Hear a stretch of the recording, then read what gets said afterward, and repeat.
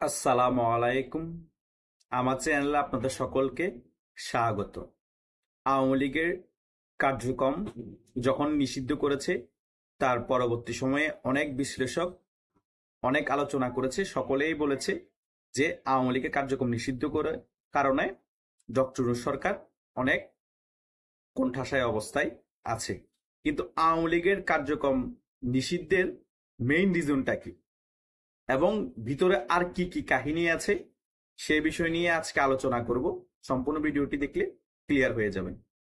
আওয়ামী লীগের কার্যক্রম নিষিদ্ধের মেইন রিজন হচ্ছে আওয়ামী লীগ যাতে সামনে জাতীয় ইলেকশন আছে সেটাতে অংশগ্রহণ না করতে পারে, এটা হচ্ছে ফার্স্ট। সেকেন্ড, আরো ভয়ঙ্কর আরেকটা খেলা আছে। সেই খেলাটা কি?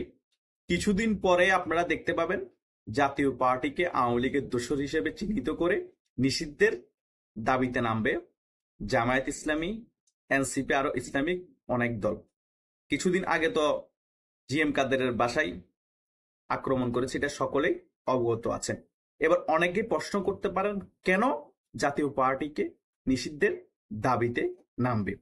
তার মেইন রিজন হচ্ছে ফেব্রুয়ারিতে, মার্চ বা এপ্রিলের মধ্যে নির্বাচনের একটা সম্ভাব্য তারিখ ডক্টর ইউনূস ঘোষণা করেছে এবং বিএনপিও সেটাতে রাজি হয়েছে। কিন্তু ভিতরে ভিতরে তো এই সরকার, জামায়াত ইসলামী এবং অন্যান্য ইসলামিক দলগুলা নির্বাচন চাচ্ছে না। তাহলে নির্বাচন আমাদেরকে ঠেকাতে হবে। ঠেকাতে হলে প্রথম তো আওয়ামী লীগের কার্যক্রম নিষিদ্ধ করে দিয়েছে বড় একটা দল, এখন নির্বাচন অংশগ্রহণ থেকে বিরত, আওয়ামী লীগ বাদ। তাহলে আরেকটা মোটামুটি বড় দল কে আছে? আওয়ামী লীগ বিএনপির পরে জাতীয় পার্টি, তাদের 10 থেকে 15% মোটামুটি ভোট আছে বাংলাদেশে।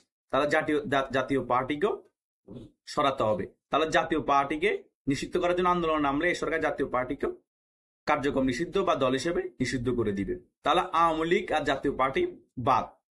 যখন আওয়ামী লীগ আর জাতীয় পার্টি বাদ যাবে, তাহলে বাংলাদেশের রাজনৈতিক দল বড় আছে কে?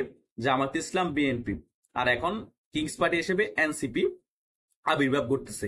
এখন যখন বিএনপি নির্বাচনের জন্য চাপ দিবে জাতীয় পার্টি আর আওয়ামী লীগ বাদ হয়ে যাওয়ার পরে, তখন জামাত ইসলাম আর এনসিপি বলবে আমরা নির্বাচনে যাব না। তো তাহলে বাংলাদেশে আর কোনো দল নাই বিরোধী দল, তাহলে বিএনপি কার সাথে নির্বাচন করবে? এই একটা খেলার জন্য বসে আছে জামাত ইসলামী, এনসিপি এবং এই সরকার। তখন আর নির্বাচন হবে না।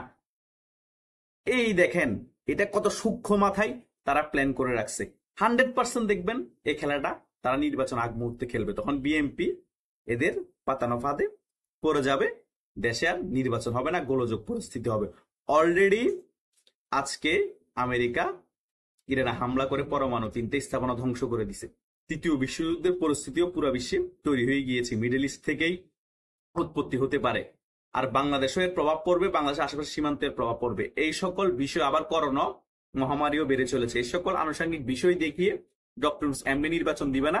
আর জামায়াত ইসলাম আর এনসিপি জাতীয় পার্টিকেও যদি কার্যক্রম নিষিদ্ধ করাতে পারে, তাহলে তার কোনো বিরোধী দল নাই, তারা নির্বাচনে না গেলে বিএনপি একা নির্বাচন করতেও পারবে না।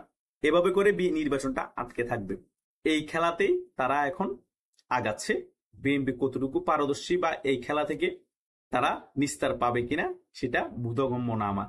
কারণ বিএনপি যেভাবে দেখতেছি, জামাতের পরওয়ার সাহেবের হাত ধরতেছে, নাহিদ ইসলামের হাত ধরে, সালাউদ্দিন সাহেব হাত ধরে একত্রতা ঘোষণা করতেছে, কিন্তু ভিতরে ভিতরে বিএনপির খেলে দিচ্ছে। বিএনপিটা বুঝো না বুঝার ভান করে আছে। ভাই, যত বড় দল হোক, রাজনৈতিক প্রজ্ঞা এবং রাজনৈতিক ট্যাকটিক্স যদি না বুঝে, তাহলে কিন্তু দাবাত চালে ধরাশায়ী হতে হয়।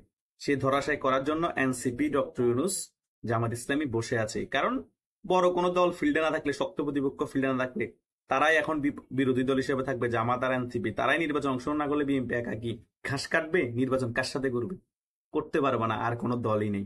এটাই খেলবে, এটাই হবে, দেখে নিয়েন আপনারা। আর দেশে নির্বাচনের যতই সময় কাছাকাছি আসবে, ততই দেশে গোলযোগ সৃষ্টি হবে, ততই দেশে অরাজকতা শুরু হয়ে যাবে, নির্বাচন হবে না। তাই আওয়ামী লীগকে কার্যক্রম নিষিদ্ধ করে সরকার যতই কোণঠাসা বলি না কেন, সরকার বুঝে শুনেই করেছে, রিস্ক নিয়েই করেছে। সরকার জানে কোণঠাসা হবে এবং নির্বাচন দিলে আওয়ামী লীগ ছাড়া প্রশ্নবিদ্ধ হবে। তাই নির্বাচন ছাড়াই দেশের মধ্যে এসব গোলযোগ লাগিয়ে রেখে, যাতে নির্বাচনের প্রক্রিয়াই না শুরু হয়, এসব গোলযোগ লাগিয়ে রেখে নির্বাচন থেকে দূরে রাখতে হবে আমাদেরকে। আর জনগণ কিছু পক্ষ তো এদের পাশেই আছে। আবার তারা আগে থেকে ঠিক করে রেখেছে যে এইসির আন্ডারে কোনো নির্বাচন হবে না। যখন নির্বাচনের তারিখও ঘোষণা করবে বা নির্বাচনের সম্ভাব্য সময় আসবে, তখন বলবো আমরা এই সিট থাকাকালীন আমরা কোনো নির্বাচনে অংশগ্রহণ করব না। তখন কি করবে?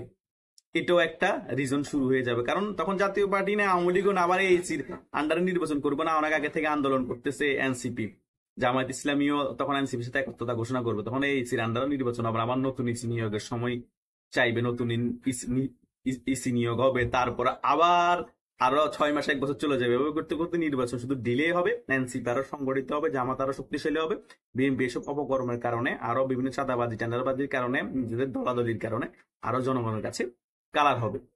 আর আওয়ামী লীগও আগের মতো করে রাজপথে আসার সময় পাবে, কিন্তু আওয়ামী লীগ যাতে রাজপথে আসার সময় না পায় বা রাজপথ দখল করতে না পারে, সেই বিষয়ে জামাত বিএনপি এনসিপি আবার একত্রিত হয়ে যাবে। এভাবে করে খেলাগুলা চলতে থাকবে, কারণ এখন তাদের মেইন ভয় হচ্ছে আওয়ামী লীগ না আসুক, আমরা রাজনীতি করে কে কাকে হারাতে পারি। কিন্তু এই রাজনীতিতে জামাত ইসলামী এবং এনসিপির সাথে টিকতে কষ্ট হয়ে যাবে। তারা সাংগঠনিকভাবে খুবই স্ট্রং জামাত ইসলামী, তাদের কিন্তু তৃণমূল আহামরি কর্মী নেই, কিন্তু রাজনৈতিক খেলার জন্য তারা পারফেক্ট। সেটাই কিন্তু তারা খেলে যাবে, সেটাই কিন্তু আগামীতে আপনারা দেখতে পাবেন বিএনপির সাথে কি খেলাটা খেলে জামায়াত ইসলামী। এটা কিন্তু 100% হবে, আমি যেগুলো বলেছি এগুলাই চলবে। কারণ বিএনপির সাথে এত বছর থাকার কারণে, একসাথে আন্দোলন করার কারণে, বিএনপির স্ট্রং জোন কোথায়, বিএনপির দুর্বলতা কোথায়, বিএনপির কতটুকু ক্যাপাসিটি আছে আন্দোলন করে এ সরকারকে হারানো, জামাতকে হারানোর ভালো করেই কিন্তু জানে। কারণ বিএনপি 16 বছরে আওয়ামী লীগকে ভিত নাড়াতে পারে নাই। জামাতের প্ল্যানিং, জামাতের সকল ছকের কারণে বিএনপি পরে দিয়ে পিছে থেকে বুস্টিং দিতে পারছে, কিন্তু আন্দোলন কিভাবে সংগঠিত করবে, কিভাবে আওয়ামী লীগকে ট্র্যাপে ফেলবে, সেটা কিন্তু করতে পারে নাই। বিএনপি বড় দল হতে পারে, কিন্তু আন্দোলন, সংগ্রাম এবং রাজপথে টিকে থাকা এসব ব্যাপারে কিন্তু বিএনপি জামাত থেকে অনেক পিছনে। সেই কারণে আওয়ামী লীগ সবসময় জামাতকে খুব স্ট্রং প্রতিপক্ষ ভাবে, ভোটের মাঠে স্ট্রং প্রতিপক্ষ ভাবে না, কিন্তু রাজনৈতিক ফিল্ডে বিএনপি থেকে জামাতকে আওয়ামী লীগ প্রতিপক্ষ স্ট্রং ভাবে। কারণ জামাত রাজপথে খেলার জন্য পারফেক্ট একটা দল, একদম সংঘবদ্ধভাবে নামে, সাংগঠনিক একটা দল। তাই বিএনপিকে জামাত খেলে দিতে বেশি সময় লাগবে না, কারণ জামাত বিএনপির সাথে থাকার কারণে দুর্বলতা সকল কিছু জানে। সাথে তো এনসিপি আছে, আবার সরকারের ব্যাকআপও আছে, আবার আর্মির কিছু অংশ কিন্তু জামাতের সাথে আছে। জামাতের অনেক ডিসি নিয়োগ হয়ে গিয়েছে, শিক্ষা খাতে অনেক লোক নিয়োগ হয়ে গিয়েছে, স্বাস্থ্য খাতে অনেক লোক নিয়োগ হয়ে গিয়েছে। তাই জামাত খেলাটা খেলতে একটু সুবিধা হবে, সেই কারণেই নির্বাচন হওয়ার সম্ভাবনা খুবই কম। আর আওয়ামী লীগ আর জাতীয় পার্টিকে প্রথম জাতীয় নির্বাচনে দূরে রাখার সকল বন্দোবস্ত করে ফেলবে। আর জাতীয় নির্বাচন হওয়ার আগেই 3, 4, 5 বছর আরো ডিলে করবে নির্বাচন দেওয়ার জন্য, এই প্ল্যানিং এ আগাচ্ছে এই সরকার, এনসিপি এবং অন্যান্য ইসলামিক দলগুলো। এটাই তারা চাচ্ছে। আর বিএনপি চাচ্ছে সামনের বছরই যাতে নির্বাচন হয়ে যায়। এখন কে জিতবে কে হারবে এটা সময় বলে দিবে। ধন্যবাদ সকলকে।